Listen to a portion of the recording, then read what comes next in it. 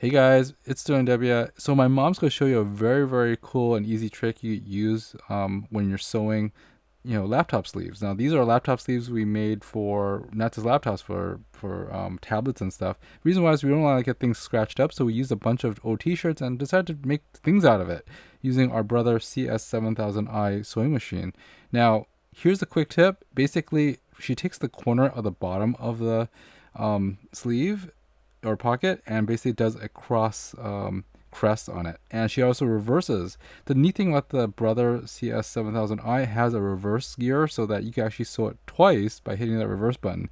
Super convenient because after you put one sleeve on one of the corner and another sleeve on another crest on the other corner, you could actually make this sleeve a little wider or naturally wider so that it accommodates thicker stuff. Now you could use this as a book bag or as a laptop, a mini laptop or tablet bag, so that the thing doesn't scratch or mess with other things. And it also has a top layer.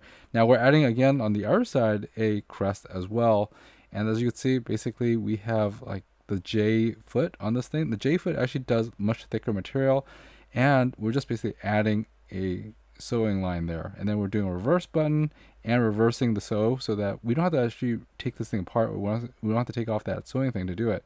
It just does a double sew stitch on this, so it's much more stronger. So of course you can always use that thread cutter on top, but the fastest way is just to clean this up by using a scissors, but use that thread cutter. It's actually very convenient.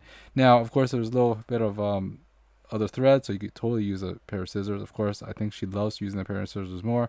But by adding these two crests on the bottom of your sleeves, now when you flip it around, you actually have a set width for the sleeve. So it actually could have, it's not just a flat sleeve, it actually has some sort of dimension to it. Like about, for this one, it's about a 2-inch dimension that now it's a bigger pocket.